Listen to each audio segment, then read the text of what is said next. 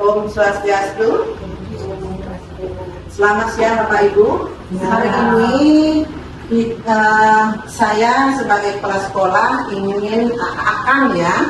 akan melakukan observasi kepala sekolah yang seharusnya Ibu pengawas ada di sini.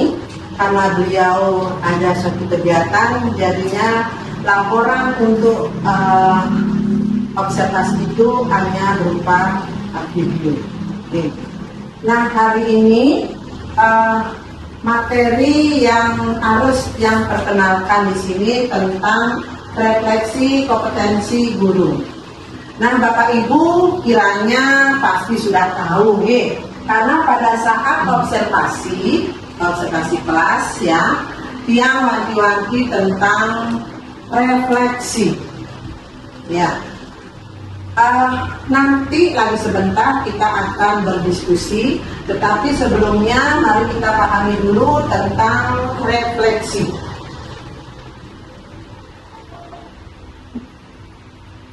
Apa itu kompetensi guru?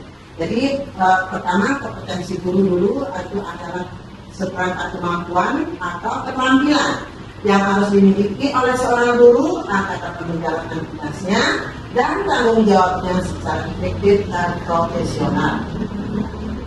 Jadi itu ada 4 ya, tulis dulu ada 4: pedagogi, kepribadian, sosial, dan profesional.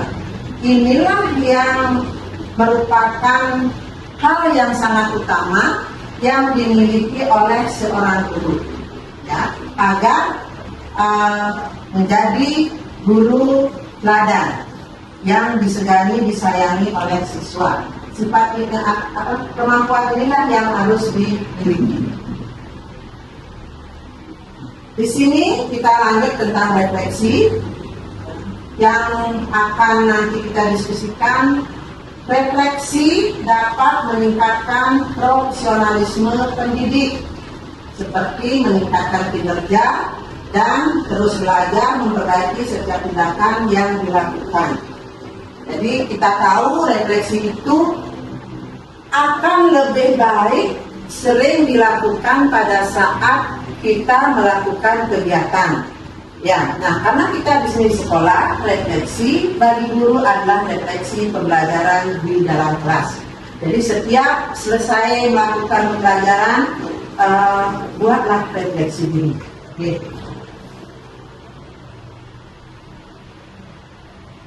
Jadi ada beberapa contoh refleksi dalam pembelajaran, yaitu tentang evaluasi pemahaman materi, analisis hasil ujian atau tugas, identifikasi gaya belajar, ada pemahaman proses belajar, ada evaluasi tantangan dan rintangan, ada juga tentang waktu belajar atau waktu pelaksanaan pembelajaran, dan lain-lain yang masih banyak. Nah, di sini kita pernah mendengar tentang kompetensi guru, ya, atau uji kompetensi guru atau refleksi kompetensi guru. Nah, kita salah satunya dulu. Jadi di sini ada uji kompetensi guru adalah sebuah evaluasi yang bertujuan untuk mengukur atau tolak ukur ya sejauh mana seorang guru menguasai kompetensinya. Kalau UKG atau uji kompetensi guru itu adalah tolak ukurnya seorang guru ya untuk menguasai kompetensi dasar yang dimilikinya. Jadi itu seperti yang sudah tadi jelaskan itu tentang pedagogik ya, tentang pembelajaran ya. Apa perbedaannya? Nah, di sini ada perbedaan refleksi dengan UKG. Ya. Refleksi kompetensi guru merupakan alat ukur pengembangan diri dan peningkatan kemampuan guru. Jadi alat ukur ya.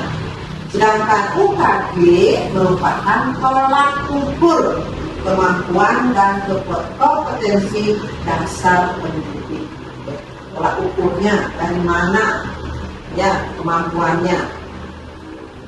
Nah, untuk refleksi, ya, seperti yang tadi saya jelaskan, ya.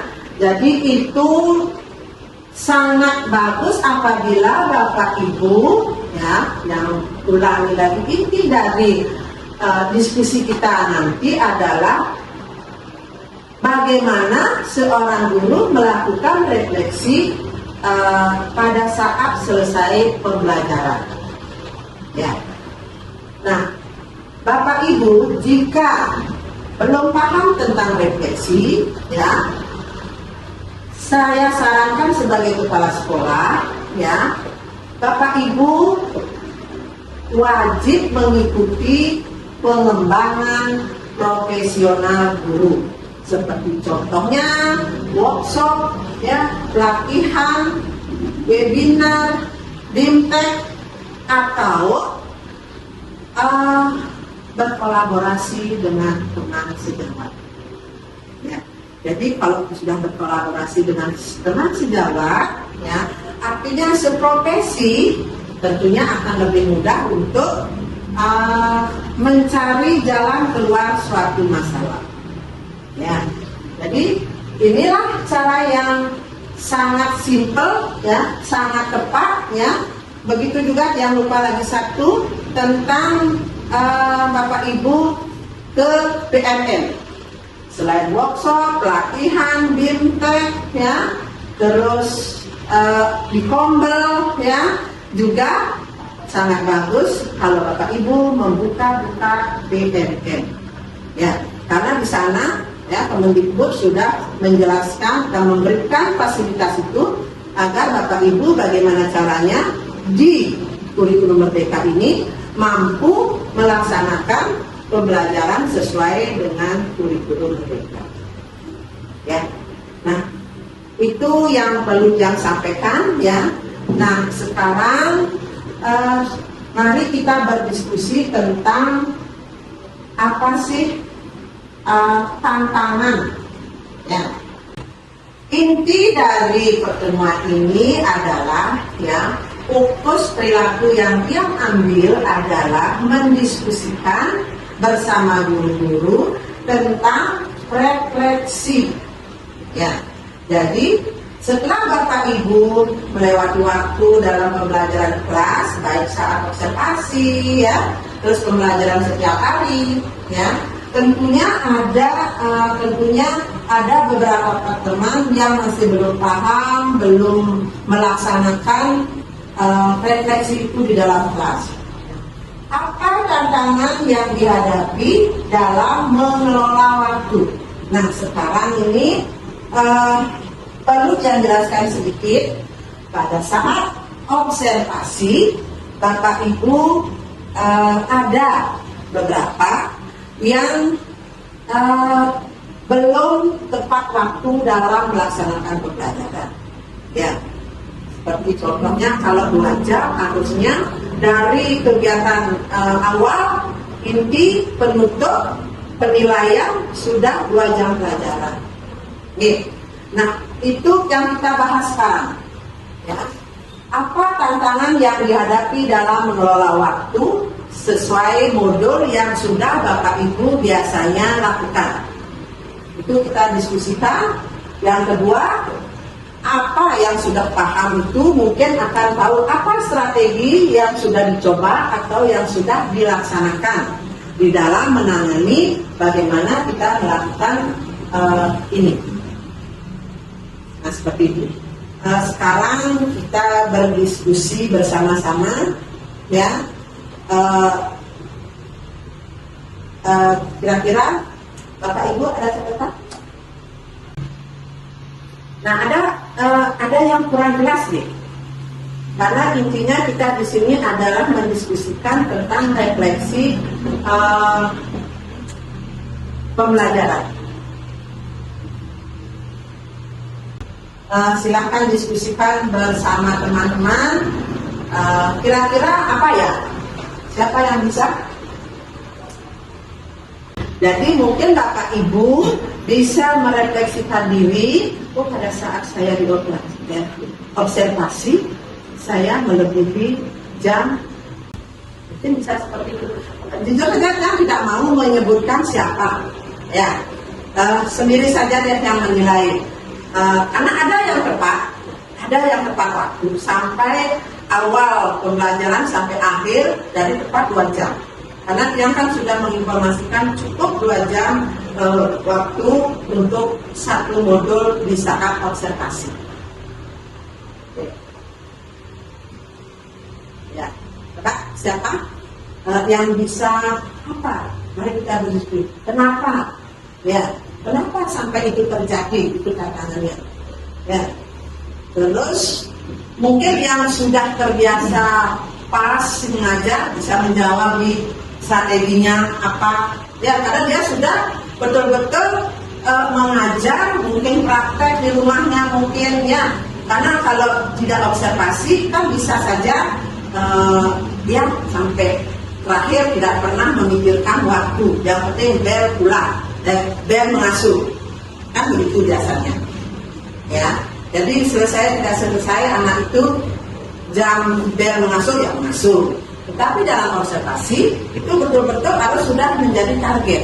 Oh, ini sudah lagi 15 menit, saya sudah dievaluasi. Nah, seperti itu. Coba ulangi. Ya, mereka namanya diskusi ya, nggak ada yang salah Bapak Ibu. Kita berdiskusi agar teman yang pada saat observasi itu tidak melakukan pembelajaran tidak pas, lebih malah ya jam mengajarnya itu tidak tepat pokoknya dengan modul.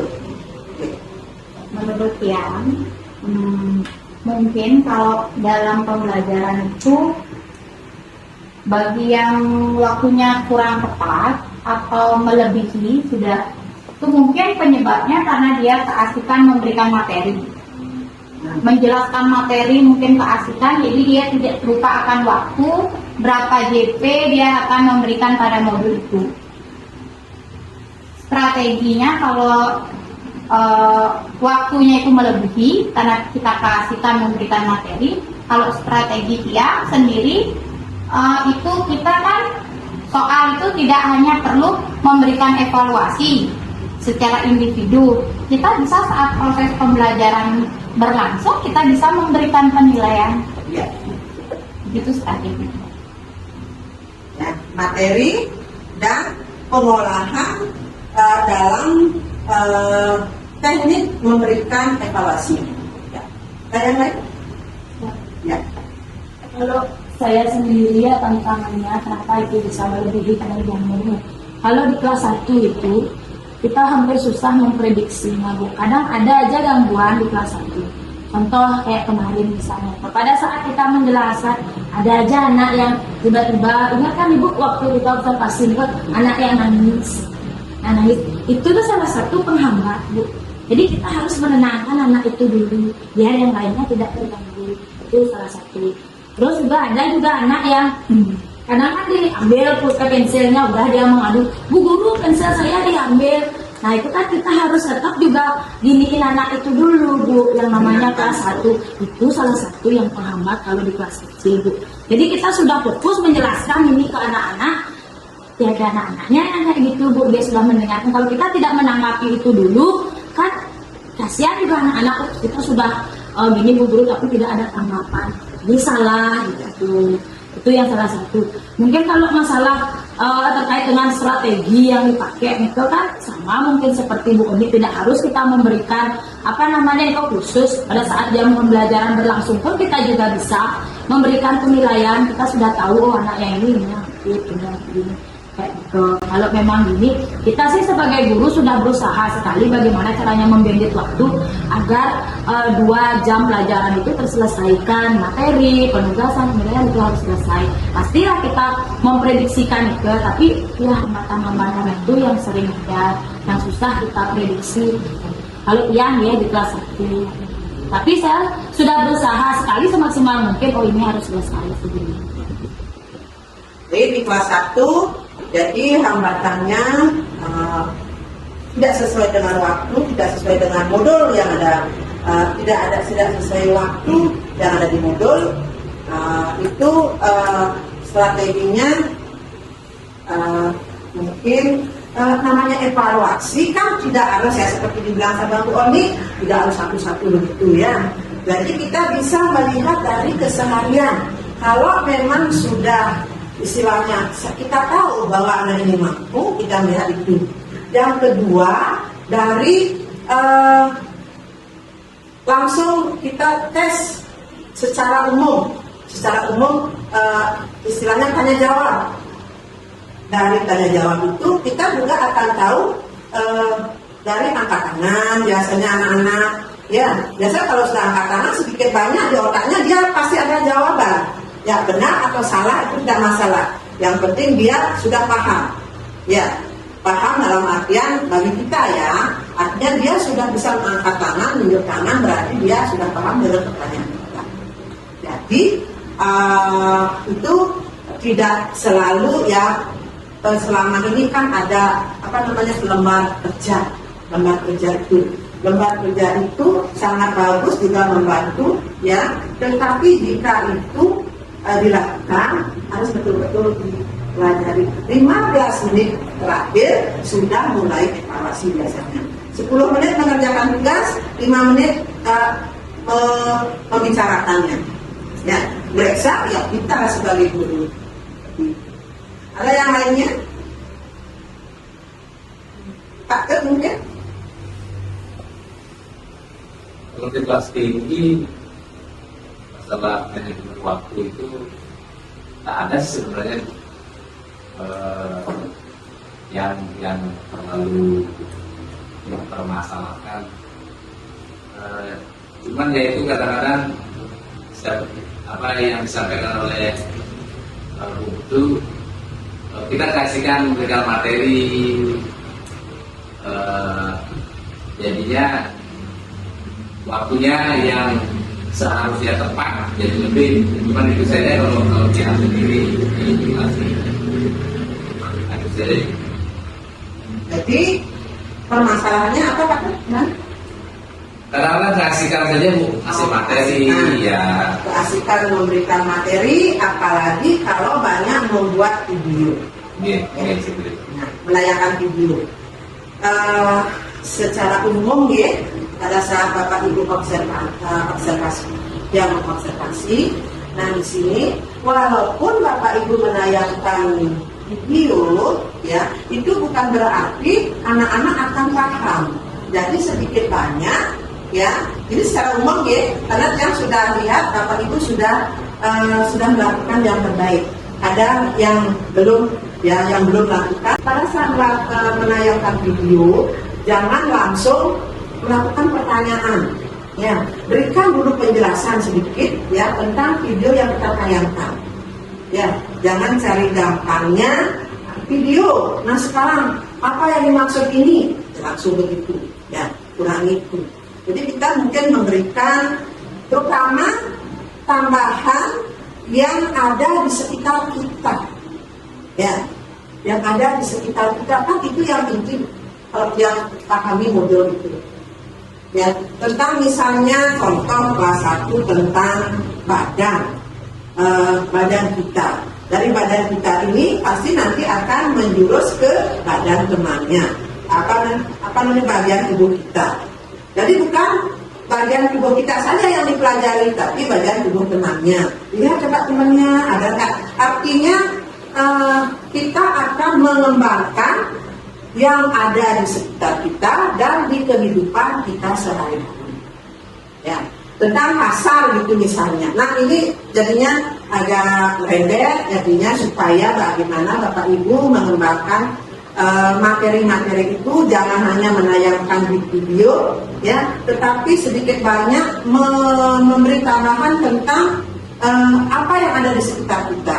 Mungkin tentang pasar itu global, kita akan menyinggung tentang pasar remaja yang terdekat. Karena itu yang sekarang di kurikulum merdeka. Oke? Nah, jadi kesimpulannya ya, refleksi di pembelajaran tentang waktu sudah dijawab sama Bapak Ibu ya. Bagaimana tantangannya ya, ada karena anak ribut, karena seasik menjelaskan materi, karena anak nangis, bertengkar di kelas kecil itu misalnya, ya itu sudah diantisipasi dengan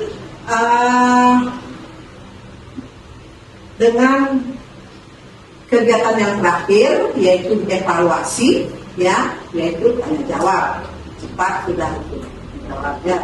Walaupun tidak semua anak 32 itu dapat pertanyaan, tetapi paling tidak kita sudah memberikan evaluasi kepada siswa. Oke, jadi tepat waktunya sudah 2 jam pelajaran, ya 2 jam sudah penutup. Oke, untuk selanjutnya seperti itu. Jadi baru kita melakukan refleksi diri kita, merefleksi anak-anak pada saat setiap pembelajaran. Itu saran dari Ibu BP yang kemarin ya. Refleksi itu harus selalu ada. Sehingga kesempatan ini yang melakukan itu dan kebetulan memilih itu di kinerjanya. Oke. Jadi ada pertanyaan? Mungkin tentang yang lainnya? Kalau tidak ada, maka materi ini, terima kasih banyak Bapak Ibu sudah mengikuti diskusi ini. Itu hanya salah satu contoh saja yang tentang waktu. Bisa saja refleksinya dengan mungkin tentang yang lainnya, ya. Tapi yang ini sudah memberikan contoh, salah satunya tentang waktu di modul. Rasanya sudah cukup untuk Bapak Ibu pahami bagaimana tentang refleksi. Sekian dari Tian, terima kasih banyak. Om Santi Santi.